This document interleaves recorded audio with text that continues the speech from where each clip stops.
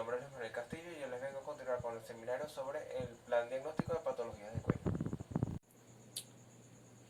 La anamnesis es la primera herramienta para orientar al diagnóstico al clínico en cualquier patología. Vamos a comenzar con los datos generales, viendo el nombre, el sexo y la edad, los datos laborales y las actividades habituales que realiza, ya que esto nos podría indicar si hay posibilidades de lesiones por radioactividad o toxicidad o lesiones en el área. En cuanto a los antecedentes alimentarios, que nos indicarían si hay pérdida o aumento del apetito y pérdida o aumento de peso en las últimas semanas o meses.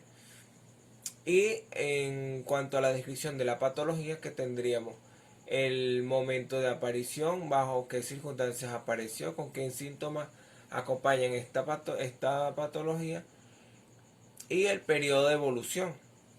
Esto nos indicaría para realizar el examen físico y proceder a los paraclínicos para el diagnóstico. En cuanto al examen físico, esto es el indicativo principal para el clínico. En cuanto con este probaría los signos que presenta la enfermedad, viéndose así para indicar los paraclínicos correspondientes para llegar al diagnóstico. En cuanto a las pruebas sanguíneas, tenemos la calcitonina. La calcitonina es una prueba de laboratorio que se utiliza para medir los niveles de calcitonina en sangre. La calcitonina es un marcador tumoral utilizado para el cáncer de cuello, de pulmón, mama y páncreas. Está indicado esta prueba para el diagnóstico de hiperplasia de células C, cáncer de tiroides medular, vigilar la medicación de pacientes con cáncer de tiroides medular, observar pacientes con antecedentes de neoplasias endocrinas tipo 2 con alto riesgo de obtener cáncer de tiroides medular, pacientes con bultos o nódulos en la zona anterior del cuello y pacientes que refieran odinofagia, disfagia y adenopatía en las últimas semanas o meses. En cuanto a los valores normales, tienen una diferencia entre hombres y mujeres. En hombres van de 19.3 nanogramos sobre decilitro o valores inferiores. Y en mujeres van de 14.3 nanogramos sobre decilitro o valores inferiores. Se dice que valores superiores a estos valores anormales nos indicarían el diagnóstico de una hiperplasia de células tipo C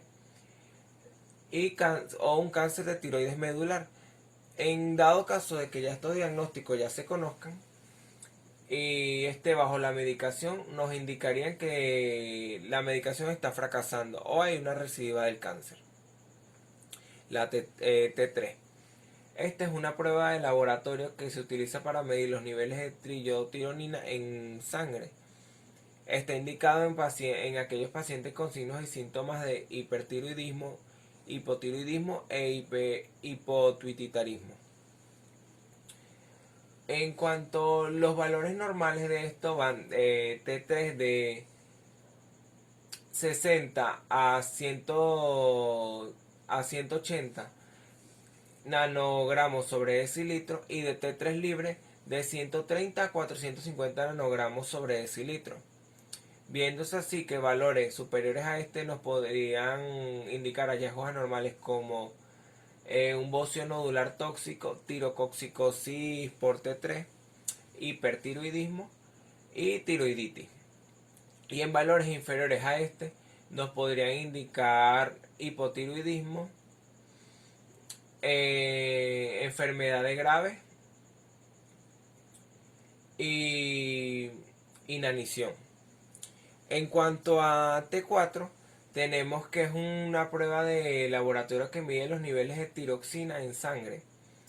Este está indicado en aquellos pacientes con signos y síntomas de hipertiroidismo, hipotiroidismo e hipopituitarismo. En pacientes con cambios o irregularidades en la glándula tiroides, pacientes con bultos o nódulos en el cuello, pacientes que tengan hallazgos anormales en T3 y TSH. Sus valores normales van de 0.9 a 2.3 nanogramos sobre decilitro. En cuanto a los hallazgos anormales, tenemos que valores superiores a este nos podrían decir que hay un bocio multinodular tóxico, una tiroiditis, hipertiroidismo y el uso de medicamentos como los anticonceptivos con estrógeno y en mujeres embarazadas que usen algún tipo de estimulante. En valores inferiores a este nos podría indicar enfermedades graves, hipotiroidismo y desnutrición o un ayuno prolongado. En cuanto a la TSH, es una prueba de laboratorio que mide los niveles de la hormona estimuladora de la tiroides en sangre. Esta está indicada en aquellos pacientes con signos y síntomas de hipotiroidismo. En cuanto a sus valores normales van de 0.5 a 5 microunidades sobre mililitro. Y en pacientes que reciban la medicación para la tiroides va de 0.4 a 4 microunidades sobre mililitro. En cuanto a hallazgos anormales que superiores a estos valores, nos indicarían hipertiroidismo, enfermedad de Hashimoto, tiroiditis y el bocio multinodular o nodular tóxico y una tirotoxicosis. En valores inferiores a este podríamos ver la enfermedad de Graves e hipotiroidismo. En cuanto a TSI, que es la inmunoglobulinas de la tiroides, vamos a ver que son las inmunoglobulinas, nos van a crear una hiperreactividad de la glándula tiroides, provocando así una hipersecreción de las hormonas tiroideas.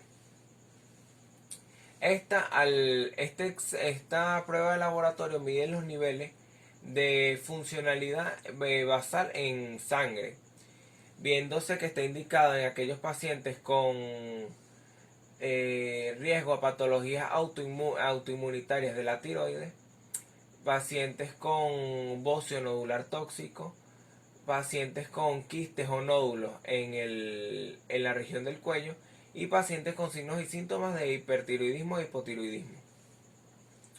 En cuanto a los valores normales, van de concentraciones menores a 130% en funcionalidad basal. Valores superiores a este nos puede indicar una tirotoxicosis neonatal, enfermedades graves o enfermedades Hashimoto. En cuanto a los anticuerpos tiroideos, esta es una prueba de laboratorio que mide los niveles de los anticuerpos antitiroideos en sangre, viéndose así tres ítems, como lo son la antitiroglobulina TG, la anti-retardante de la hormona estimuladora de la tiroides, TSH, y la antipeptidasa, que es la TGP. En cuanto está indicado para conocer la etiología de patologías, si son de carácter autoinmune y si se presentan signos y síntomas de la enfermedad de Hashimoto o la enfermedad de Graves. En cuanto a los valores normales, vemos que un negativo de estas pruebas nos podría indicar que la etiología de esta patología que padece el paciente no es de carácter autoinmune. un positivo de una prueba de TGO y TG positiva nos podrían indicar una enfermedad de Hashimoto. Generalmente en estos casos se ve los valores de los anticuerpos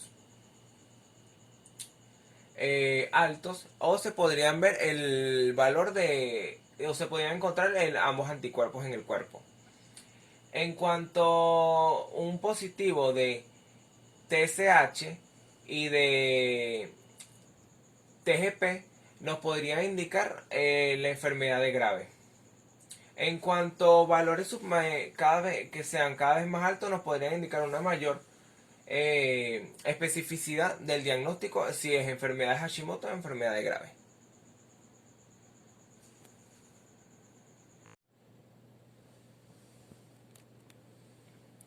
El ecosonograma es una técnica por la cual se transmite ondas ultrasónicas en las cuales van a crear una imagen en un monitor sobre las estructuras que se presentan en el cuello. Esta está indicada para eh, agrandamientos de las glándulas salivales, agrandamientos o irregularidades en la glándula tiroides, bocios multinodulares, nódulos en la tiroides palpables o visibles, adenopatías y también que sean sospechosas a malignidad, inflamación de las glándulas salivales y presencia de tumores en estas.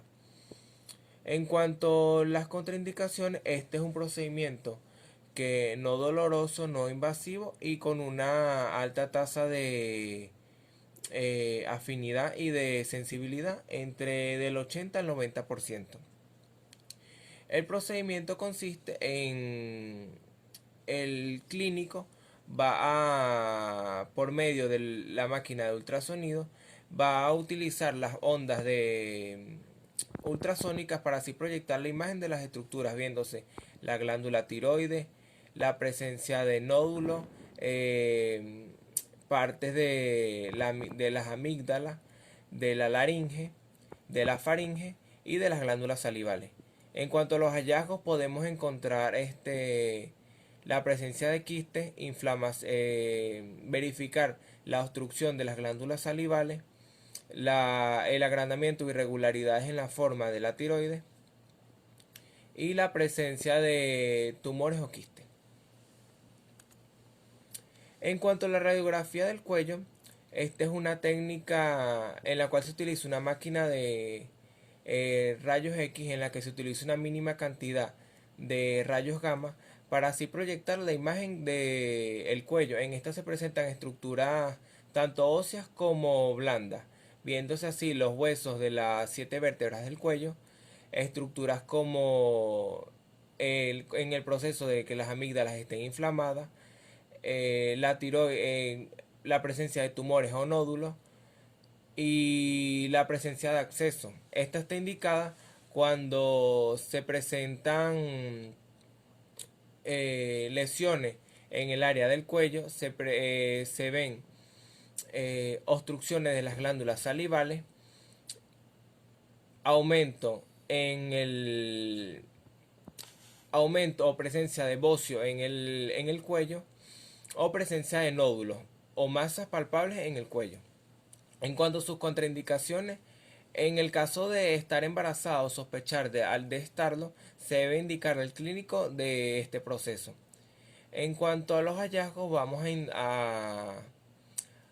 podemos ver inflamación del tejido alrededor de las cuerdas vocales, podemos ver inflamación de las amígdalas, podemos ver inflamación de la glotis, podemos ver tumores o quistes alrededor de la glándula tiroides o obstrucciones en las vías de las glándulas salivales. En cuanto a la cialografía, este es un procedimiento específico, una radiografía en las glándulas salivales. En esta se inyecta una cantidad de contraste para verificar el funcionamiento de las glándulas tiroides, de las glándulas salivales. Está indicado para verificar el correcto funcionamiento de esta, ver si hay alguna obstrucción de las glándulas salivales, la presencia de quistes o de nódulos en estas glándulas o tumores. Está indicado para procesos inflamatorios en el área de las glándulas salivales y para en caso de sospecha de malignidad en las glándulas salivales. El procedimiento consiste en cuando se inyecta el,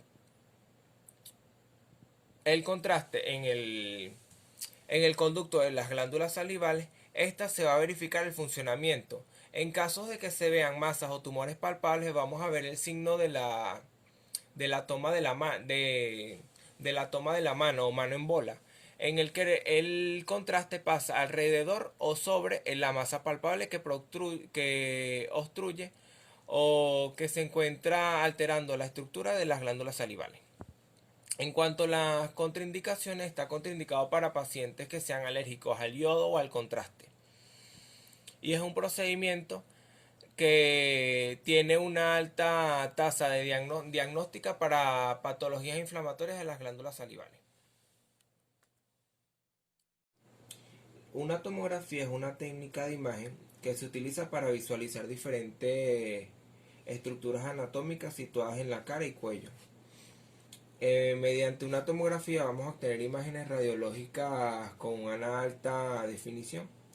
Esta es una técnica indolora que se realiza mediante una máquina de rayos X de forma circular, en donde el paciente va a estar acostado y el aparato va a girar en torno al cuello. En donde vamos a visualizar tejidos blandos y órganos en el cuello. En cuanto está indicado para bultos en el cuello, procesos inflamatorios en el cuello y las glándulas salivales, personas que tengan alteraciones de la deglución, que tengan odinofagia y disfagia, que tengan alteraciones de la voz y que presenten eh, presencia de bocio o de tumores. Y para el diagnóstico y el estudio en pacientes que ya se encuentre diagnosticado.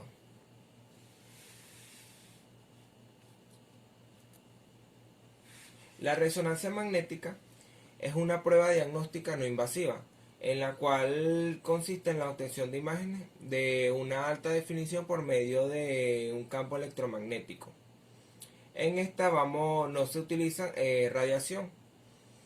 Está indicada para procesos inflamatorios de la faringe, de las fosas nasales y de la cavidad oral, procesos infecciosos inflamatorios de las glándulas salivales y del cuello, y procesos en donde se presenten nódulos o quistes en el cuello, aumentos y presencia de masas palpables y aumentos en órganos como la glándula tiroides.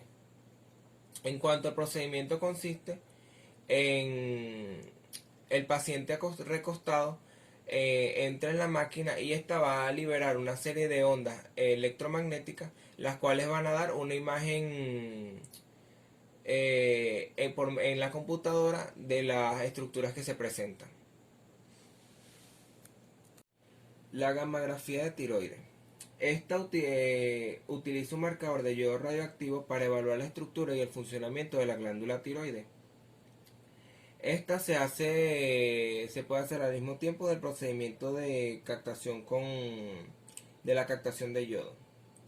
Está indicado para aquellos pacientes en donde se quiere determinar la causa del hipertiroidismo y del hipotiroidismo, para saber el estado y el tamaño de la glándula tiroides, la localización del tejido tiroideo del alrededor, la funcionalidad de este, si se sospecha una tiroides subaguda, la detección del cáncer de tiroides, para la evaluación de un postoperatorio de una cirugía de la tiroides y para la detección y valoración de nódulos tiroideos. En cuanto al procedimiento, consiste al paciente se le administra una píldora que contiene una pequeña cantidad de yodo radioactivo. Después de tragarla, este esperará el tiempo adecuado para el proceso de la gammagrafía. Generalmente se hace la primera prueba a las 6 horas y posterior se hace la segunda prueba a las 24 horas. En cuanto a los marcadores que se utilizan para la gammagrafía son tres. El iodo 131, que este ha sido el radioisótopo históricamente más utilizado a la hora de la gammagrafía. En cuanto a sus desventajas, tenemos que esta tiene un alto nivel de emisión fotónica y tiene una vida media en el cuerpo larga de hasta 8 días. Tenemos el iodo 123, que es el radioisótopo ideal para las gammagrafías. Esta tiene una baja energía, bajo nivel de radioactividad y además una semivida media corta de alrededor de 13 horas. Y tenemos el pertecnectato TC99, que es actualmente el radioisótopo más utilizado ya que este tiene una menor cantidad de radioactividad que el yodo y además tiene la ventaja de que al ser su vía de administración endovenosa se puede hacer la gammagrafía media hora después de la administración del pertenectato.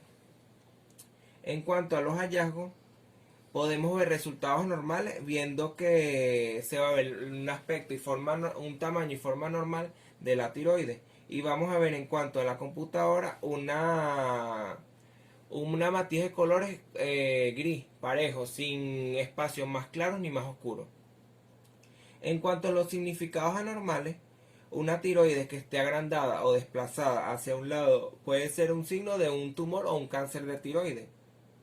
Los nódulos se dicen que absorben más o menos yodo, en cuanto estos parecen más oscuros y más claros en la gammagrafía, como dije anteriormente, describiéndose que un nódulo que haya absorbido mayor cantidad de yodo se dice que es caliente y un nódulo que haya absorbido menor cantidad se dice que es frío. En cuanto si la parte de la tiroides está más clara, podría ser un problema tiroideo. Y si los nódulos son más oscuros o están calientes, esto podría ser indicativo de hipertiroidismo, porque se dice que hay una glándula tiroides hiperactiva.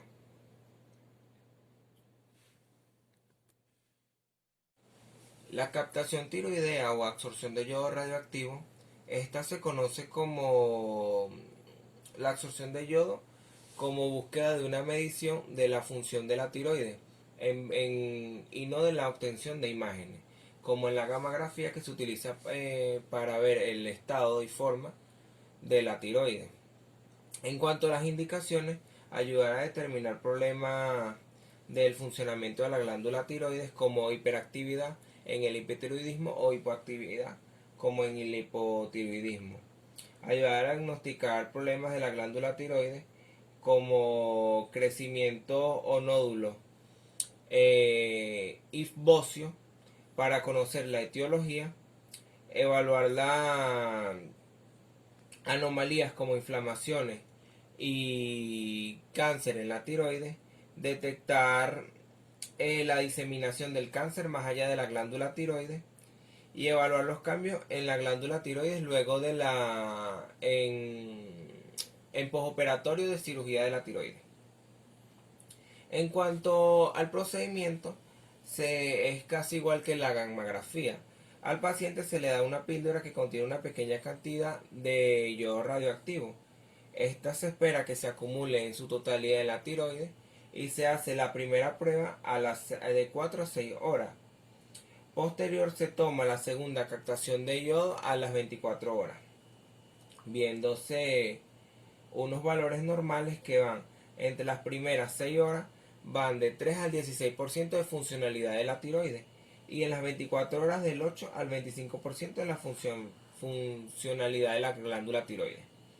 En unos significados anormales, vemos que una captación más alta de lo normal puede deberse a una glándula tiroides hiperactiva, como dado por las enfermedades graves, o un agrandamiento de la glándula tiroides con nódulos que pueden ser por demasiada hormona tiroidea, como en el caso del bocio nodular tóxico, y un nódulo tiroideo simple que produce mucha hormona tiroidea.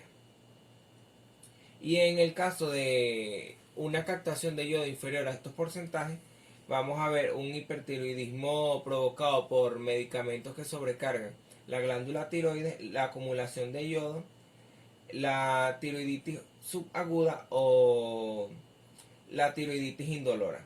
Hay el consumo también de fármacos como la amiodarona, que van a tratar de amiodarona, y fármacos como la levotiroxina y la triiodotironina. Es por ello que se indica que antes de el proceso de la captación de tiroidea se indica quitar estos fármacos de 21 a 15 días antes del procedimiento.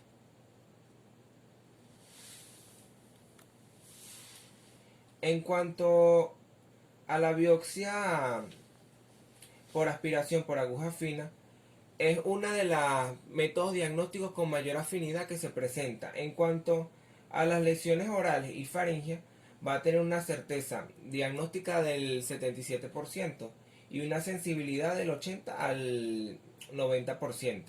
En cuanto a un valor predictivo positivo hasta del 100%. En cuanto a patologías para diagnosticar la certeza de tumores metastásicos como el linfoma Hodgkin, va a haber una afinidad de hasta el 99% y una certeza diagnóstica del 71 al 80%. Vamos a ver en cuanto a la sensibilidad en diagnóstico en cuanto a la tiroides, va a haber del 57 al 95%. Esta brecha es grande debido a los problemas que se presentan a la hora de la captación de la muestra generalmente. En cuanto a patología de las glándulas salivales, vamos a tener una especificidad del 95% y una sensibilidad del 90%. En cuanto al procedimiento, vamos a utilizar una aguja calibre de 21 a 22. Esta va a estar unida a una jeringa de 20 ml. La misma va a ser introducida gentilmente en la zona donde se presente la lesión y, y se va a aplicar la succión desde el momento que se ingrese a la muestra. Esta dentro se va a proceder a rotar o mover de manera de que la muestra se separe de la lesión. Es así cuando a la hora de extraer la aguja vamos a mantener la succión de manera de que la muestra no entre al espacio de la jeringa. Es aconsejable que cuando la muestra se presenta tejido necrótico, se busque en las periferias de este tejido. Y cuando se presenta que se tiene que repetir la muestra alrededor de más de 3 veces, indica que se realice hasta las próximas 2 semanas.